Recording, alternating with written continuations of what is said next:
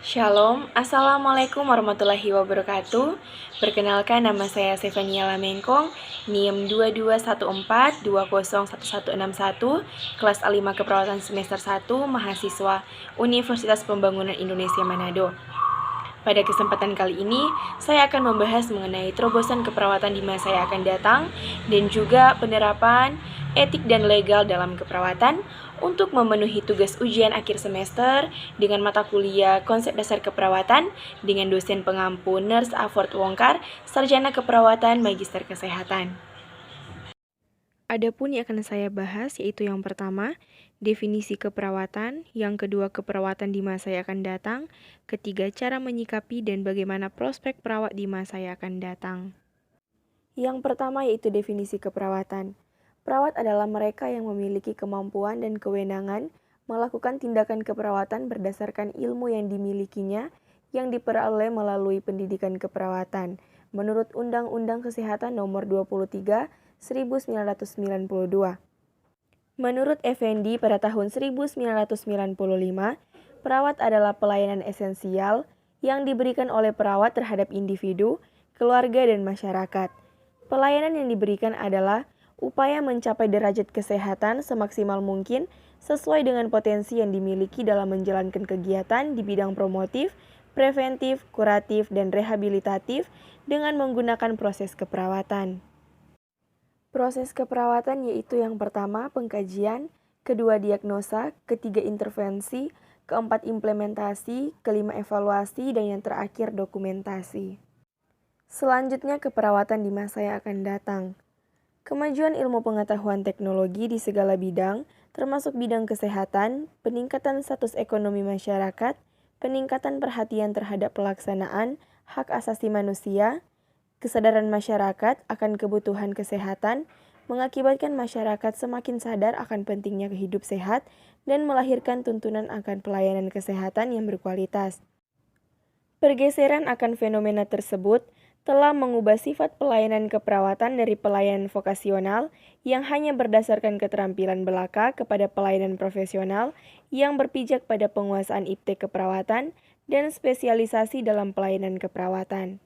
Selanjutnya, cara menyikapi dan bagaimana prospek perawat di masa yang akan datang. Yang pertama, meningkatkan jenjang pendidikan. Merujuk pada Undang-Undang Nomor 38 Tahun 2014 tentang pengakuan perawat dilihat dari sudut pandang jenjang pendidikan. Disebutkan ada dua jenis perawat, yaitu perawat vokasional dan perawat profesional. Perawat vokasional adalah seorang perawat yang dinyatakan lulus dan menempuh pendidikan diploma keperawatan. Dan perawat profesional adalah seorang yang sudah menempuh pendidikan S1 atau sarjana dan profesi atau nurse, S2 atau magister, dan spesialis atau KMB, maternitas, komunitas jiwa, anak, dan S3 yaitu doktoral. Dengan demikian, dinilai perlu adanya peningkatan kompetensi perawat, terutama bagi perawat vokasional yang masih memiliki latar pendidikan diploma keperawatan.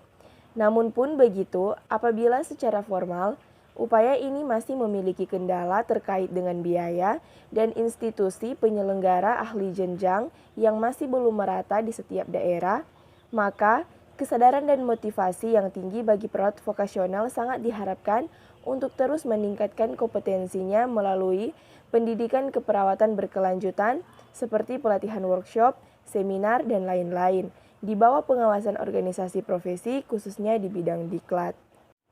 Kedua, updating kajian body of knowledge dan standar kompetensi perawat. Ilmu pengetahuan semakin hari semakin berkembang. Kalau kita amati seperti teknologi informasi yang sudah sedemikian pesat, seakan menuntut profesi keperawatan untuk mengikuti perkembangan tersebut. Tentunya ini menjadi tanggung jawab bersama insan keperawatan, mulai dari organisasi keperawatan, asosiasi keperawatan, himpunan kelompok atau keilmuan keperawatan, institusi pendidikan, dan juga pelayanan keperawatan. Bahkan calon-calon perawat yang masih menempuh pendidikannya. Untuk itu, mulai dari sekarang, baiknya kita harus pandai-pandai membaca market signal terkait dengan kebutuhan stakeholder agar kita bisa bersama-sama menyiapkannya.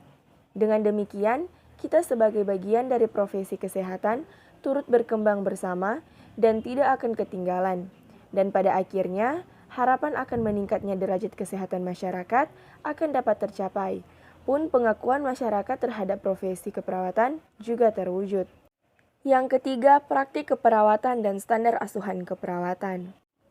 Pendidikan dan pelayanan keperawatan merupakan satu mata rantai yang tidak terpisahkan.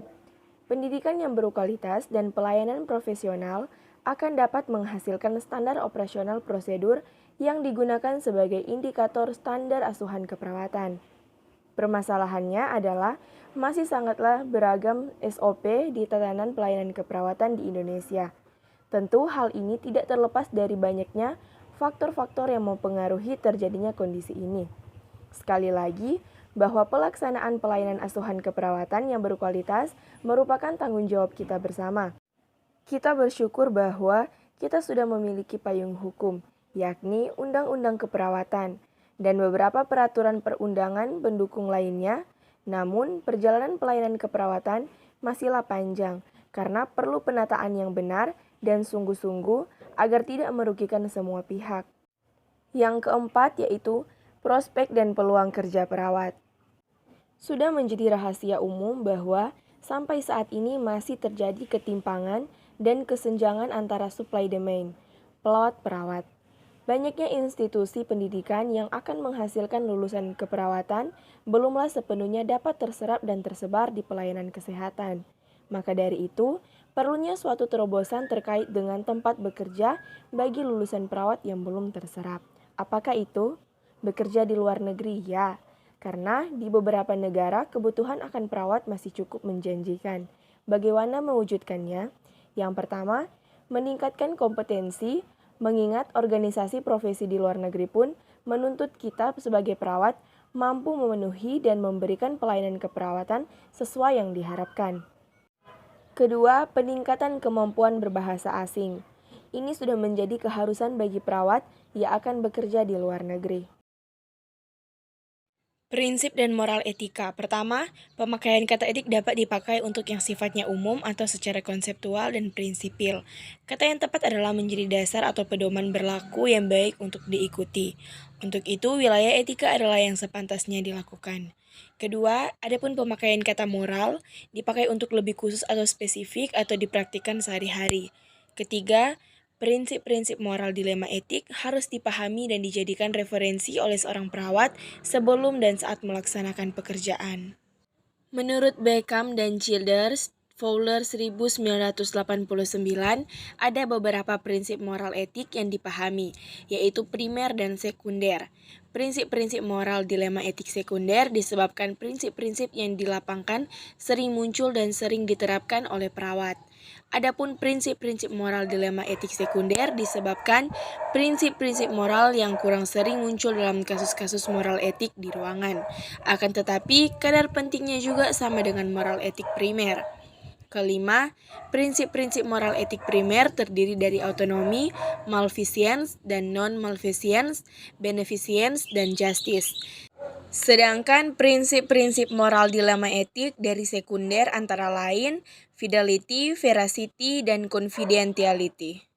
Dimensi etik keperawatan. Pertama, dimensi etik keperawatan membahas nilai dan norma moral yang akan menentukan perilaku apa yang seharusnya pantas dilakukan oleh seorang perawat dalam melaksanakan praktik keperawatan.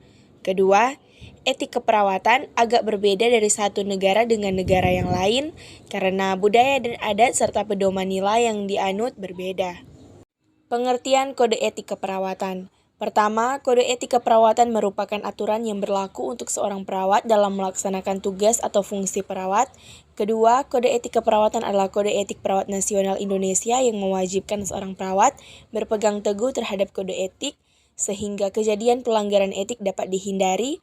Ketiga, ketentuan kode etik dan standar profesi tersebut diatur oleh organisasi profesi, dalam hal ini adalah PPNI. Syarat kode etik. Pertama, harus dibuat sendiri oleh profesi yang bersangkutan. Kedua, mampu menumbuhkan rasa tanggung jawab dan tanggung gugat pada para anggota profesi. Ketiga, merupakan self-regulation dari regulasi. Keempat, pelaksanaannya harus diawasi terus-menerus. Kelima, direvisi sesuai kebutuhan perkembangan profesi. Kode etik keperawatan menurut PPNI. Pertama, tanggung jawab perawat dan klien, yaitu perawat dalam pemberian pelayanan keperawatan, menghargai harkat dan martabat manusia, keunikan klien dan tidak terpengaruh oleh pertimbangan kebangsaan, kesukuan, warna kulit, umur, jenis kelamin, aliran politik dan agama, serta kedudukan sosial. Kedua, tanggung jawab perawat dan praktik, yaitu perawat memelihara dan meningkatkan komponen di bidang keperawatan melalui belajar terus-menerus. Ketiga, tanggung jawab perawat dan masyarakat, yaitu perawat mengembangkan tanggung jawab bersama masyarakat untuk memperkarsai dan mendukung berbagai kegiatan dalam memenuhi kebutuhan kesehatan masyarakat. Keempat, tanggung jawab perawat dan teman sejawat, yaitu perawat senantiasa memelihara hubungan baik dengan sesama perawat maupun dengan tenaga kesehatan secara menyeluruh. Kelima, tanggung jawab perawat dan profesi, yaitu perawat mempunyai peran utama dalam menentukan standar pendidikan dan pelayanan keperawatan serta menerapkan dalam kegiatan pelayanan dalam pendidikan keperawatan. Demikianlah materi yang telah saya paparkan. Apabila terdapat kesalahan, mohon dimaafkan. Sekian dan terima kasih.